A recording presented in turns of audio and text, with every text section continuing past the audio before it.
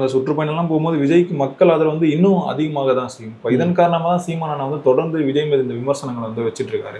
இது மட்டும் இல்லாமல் சீமான் வந்து திமுகவிடம் 100 கோடிகள் வந்து கையூட்டு வாங்கியிருக்காரு அப்படின்ற மாதிரியான செய்திகள்லாம் அவர் எதுக்காகனா விஜய்க்கு எதிராக பேசுறதுக்காக மட்டும் இந்த 100 கோடி வாங்கியிருக்கதா சொல்றாங்க. இது உண்மையா இருக்குமா முதல்ல?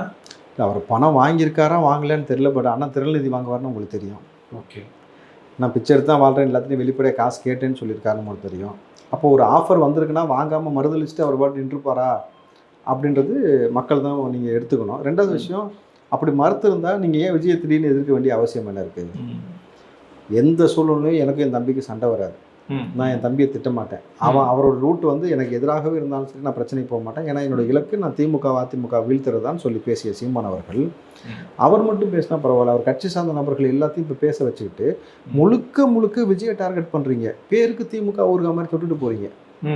அப்போது இது எதை சார்ந்து போகுது உங்களுக்கு? அப்போது ஏதாவது ஒன்று பண்ணி உங்களுடைய வருமானத்தை பெருக்கிக் கொள்வதற்கான வேலையை தான் நீங்கள் செய்து கொண்டிருக்கிறீங்கன்னு அந்த கட்சியிலிருந்து விலகி வந்த பல நபர்களே குற்றச்சாட்டு சொல்லும் பொழுது மக்கள் புரிஞ்சுக்கணும்.